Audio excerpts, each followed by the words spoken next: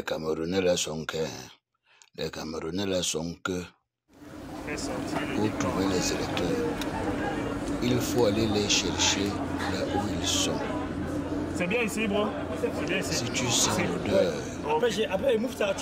du poisson séché, Super, super. un endroit où on vend les mintumba, on vend les prunes, les Merci pour bifala, l'accueil, parce qu'il faut que les caméras... en plein cœur de Paris. C'est où?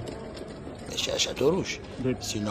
Sinon tu peux aussi partir à Château d'Eau, parce que Château d'Eau, il y a les apacheurs, c'est-à-dire ceux qui cherchent des gens pour les coiffer.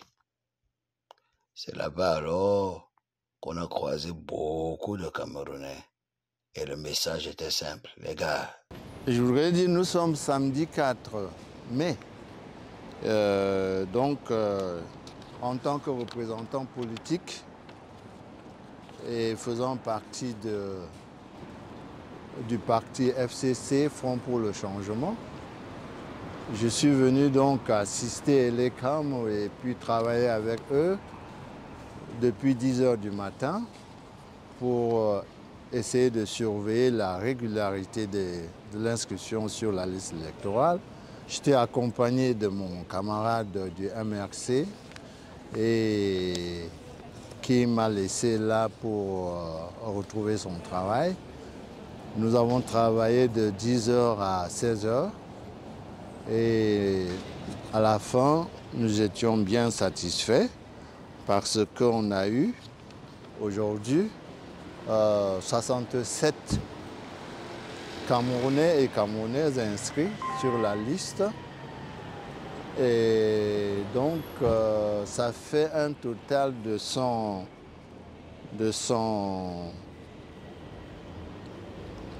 que je ne dise pas les bêtises, ça fait un total de 172 personnes déjà inscrites en 3 jours.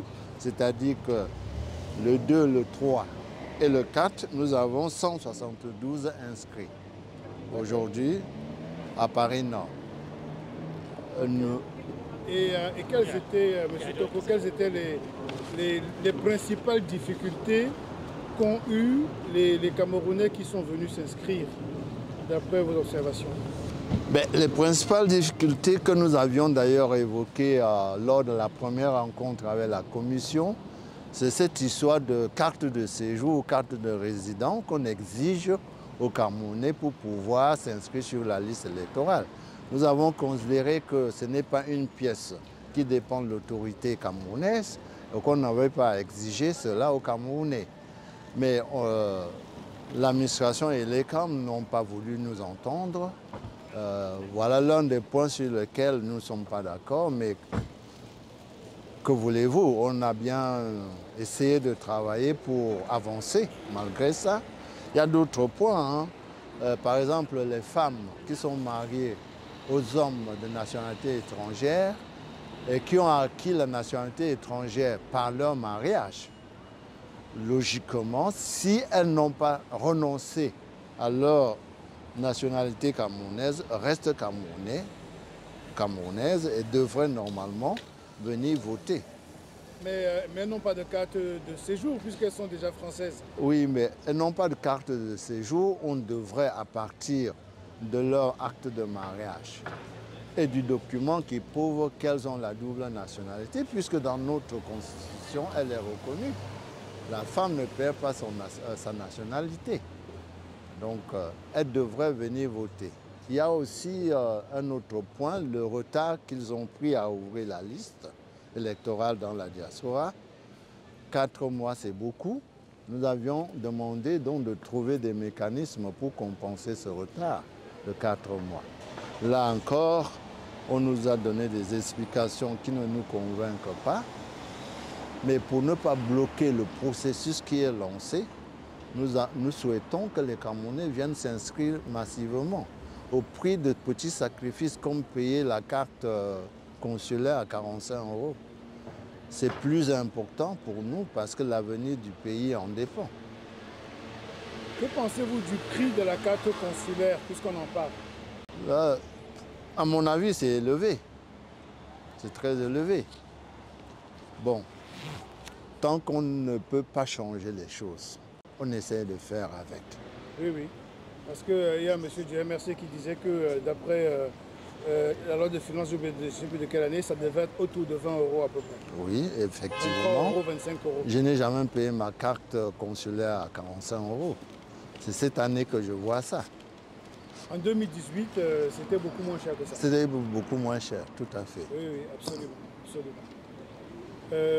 Vous êtes le doyen des représentants des partis politiques à l'Assemblée, au consulat du Cameroun, au point focal. Cette année, par rapport aux autres années, c'est quoi votre sentiment? Ben, je suis le doyen puisqu'on m'a désigné comme ça depuis 2018. Étant un peu plus âgé que mes jeunes camarades, j'ai ce rôle-là de canaliser un peu leur énergie.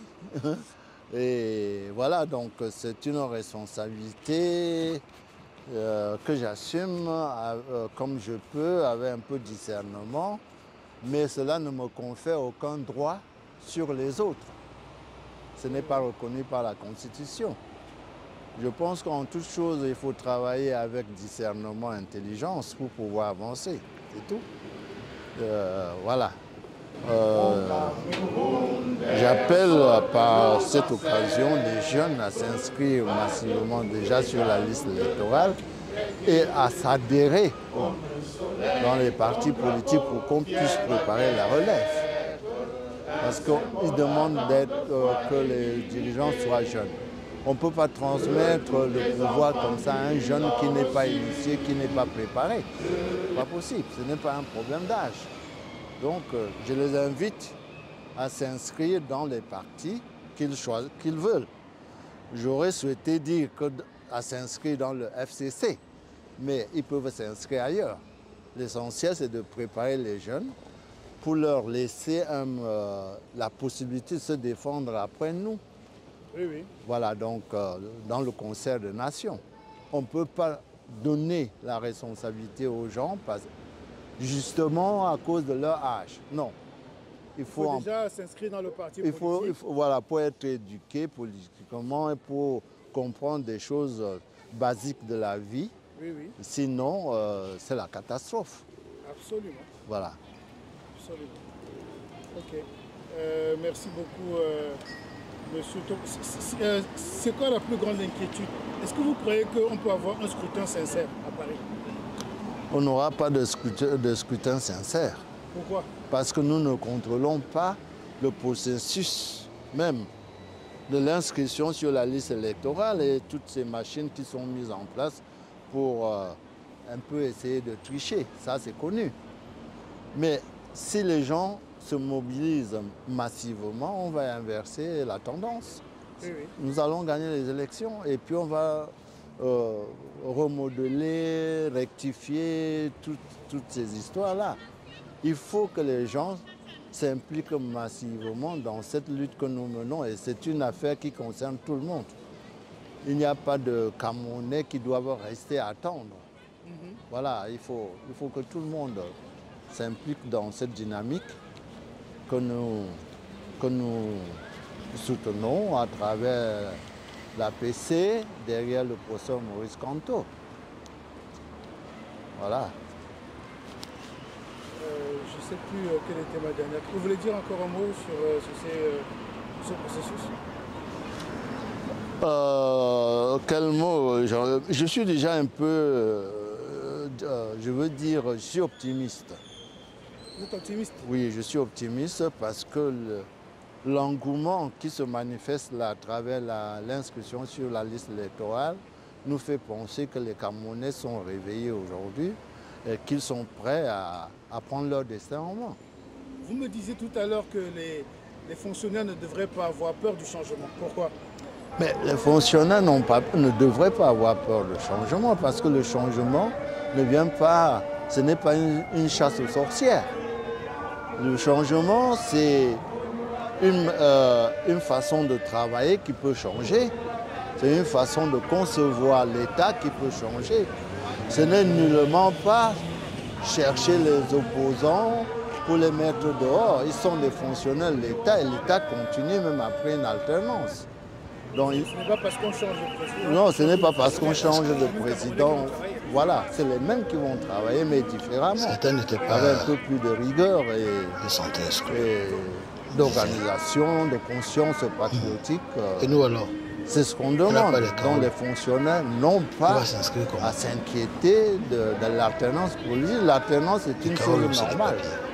Les gens prennent ça comme si c'était une fin du monde, mais non, pas du tout. C'est quelque chose qui est normal. Et il faut qu'ils voient bien comment le monde est en train d'évoluer. Avec la dynamique de la pensée panafricaine aujourd'hui, il faut prendre les choses en marche, comme au Sénégal. La jeunesse qui sort soutient les choses. Ils demandent les militants du MRC. Voilà, et voilà, tout à fait, parce que il faut qu'on arrête de penser que on va élire quelqu'un parce qu'il est de mon village, de mon département, de tout ça. Non, on élit les gens parce qu'ils sont capables de travailler pour améliorer les conditions de vie des citoyens, défendre nos intérêts dans les instances internationales. J'aimerais quand même que vous me disiez un mot sur tous les sans-papiers qui ne peuvent pas voter. Est-ce que c'est normal? Est-ce que c'est normal que quelqu'un qui n'est pas reconnu par la France soit aussi nié en tant que Camerounais par le Cameroun lui-même? Parce que l'ambassade est censée être notre maison, non? Vous voyez bien, nous avons évoqué dès le premier jour, lors de notre rencontre avec la commission électorale, ce problème. Mais logiquement, pour qu'un Camerounais s'inscrive sur la liste électorale, logiquement, on ne devrait pas exiger un papier qui dépend de l'administration française. Logiquement. Maintenant, voilà. Maintenant, ils nous disent, on a parlé de résidents. Et pour prouver qu'on est résident, il faut apporter une carte de séjour ou une carte de résident. Bon, c'est leur interprétation de la loi. Maintenant, c'est eux qui ont la loi en main. Il faut travailler, gagner les élections et remettre la pendule à l'heure en changeant toutes ces histoires-là. Non, j'ai envie de vous dire que c'est pas une interprétation de la loi, c'est un communiqué qui est illégal. Oui, bien sûr. C'est-à-dire que le communiqué dit quelque chose qui n'est pas prévu par la loi. Exactement, mais on leur a fait comprendre ça pendant notre discussion qui a duré près de 6 heures, le 1er mai. On a travaillé toute la journée. Oui. Voilà. Est-ce que vous croyez que Eleka peut changer d'avis sur ce point très précis et sur l'exigence d'une carte de résident? Ça m'étonnerait. Ça m'étonnerait. Comme dit un de nos compatriotes, Niamsi a l'habitude de dire que les gens s'imaginent. Ils pensent que les choses doivent marcher comme ils s'imaginent. Donc ils oublient la loi et puis ils font comme eux ils pensent. Mais je demande aux Camerounais de faire un petit effort. Parce que l'enjeu, c'est le nombre qui va compter. Le nombre qui va compter. On va inverser le rapport de force. Si on s'inscrit massivement et qu'on vote pour le changement, ça changera. À un moment donné, quand la vérité, quand la vérité est trop importante, quand ça devient 90% qui votent pour un candidat, ça devient impossible. Ça devient impossible. Ça devient impossible de tripatouiller, quoi. Tout à fait. Oui. Même s'ils le font, les gens comprendront, les gens sortiront et défendront leurs droits. C'est tout. Il faut voter et puis rester, attendre, défendre tes droits. Ce n'est pas une affaire de quelqu'un, de Maurice Kantou ou de qui que ce soit. C'est d'abord personnel. Quand on ne s'évertue pas à voter des gens capables d'améliorer les conditions des citoyens, tu détruis d'abord ta propre vie et celle de ta progéniture. Hélas. C'est comme ça. Oui. Les Camerounais, là, ils aiment beaucoup le Ndjoka. Le Ndjoka, moi, je crois que c'est la fête, mais je m'y perds dans le parler du pays, là. En tout cas, on dit que même si le chef de l'État n'a pas le droit d'être dans un parti politique, chef d'un parti politique, le président du Cameroun, lui, dirige un parti politique. En plus, on dit que lui seul est le maître du temps. C'est-à-dire que c'est un prestidigitateur, le calendrier politique est dans sa poche. Le gars gère ça comme il veut. Et forcément, comme il est à la fois acteur et organisateur, que fait-il?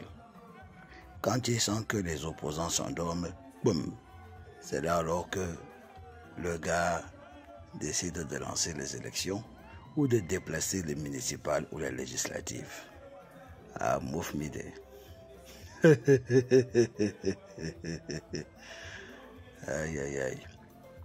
Vraiment, quand tu es à la fois le croupier, joueur, juge, ça devient facile. Hein? Ça devient facile de rouler dans la farine. Tous ces gens qui s'agitent pour le changement. Mais comme dirait Valsero, le rôle de la résistance, c'est de résister. Et les résistants camerounais, ils ne font que ça.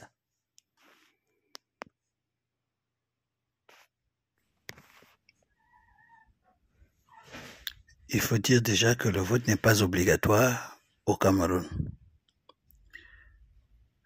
Maintenant, pour ceux qui habitent les départements ci-après, l'un, les Alpes de Haute-Provence, les Hautes-Alpes, les Alpes-Maritimes, l'Ardèche, l'Ariège, l'Aude, l'Aveyron, les Bouches-du-Rhône, le Cantal, la Charente, Charente-Maritime, Corrèze, Corse du Sud, Haute-Corse, Creuse, Dordogne, Drôme, Gard, Haute-Garonne, Gers, la Gironde, le Hérault du côté de Montpellier, l'Isère vers Grenoble, les Landes, la Loire, la Haute-Loire, le Lot, du côté de Toulouse, Lot-et-Garonne, la Lozère, le Puy-du-Dôme, les Pyrénées-Atlantiques, les Hautes-Pyrénées, les Pyrénées-Orientales, le Rhône du côté de Lyon, la Savoie, la Haute-Savoie, le Tarn vers Albi, le Tarn-et-Garonne, le Var du côté de Toulouse, de Toulon, le Vaucluse, Avignon, la Haute-Vienne, je crois que c'est du côté de Limoges.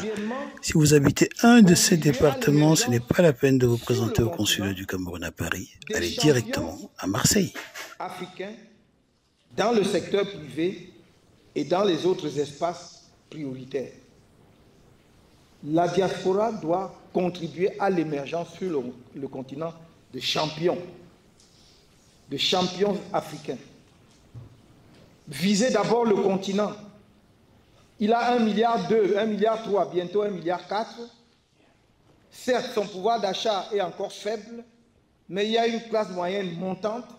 Si vous anticipez sur 10 ans, vous allez voir que viendra à maturité 200 à 300 millions d'Africains qui ont un pouvoir d'achat conséquent, c'est-à-dire constitutif d'une classe moyenne. C'est important parce que même la Chine, aujourd'hui, n'a pas plus de 3 à 400 millions de classe moyenne. Donc si l'Afrique atteint ce niveau-là, c'est un marché fabuleux. Alors si l'Afrique n'est pas préparée elle-même à conquérir ce marché, ce sont d'autres qui vont venir le conquérir. Il faut faire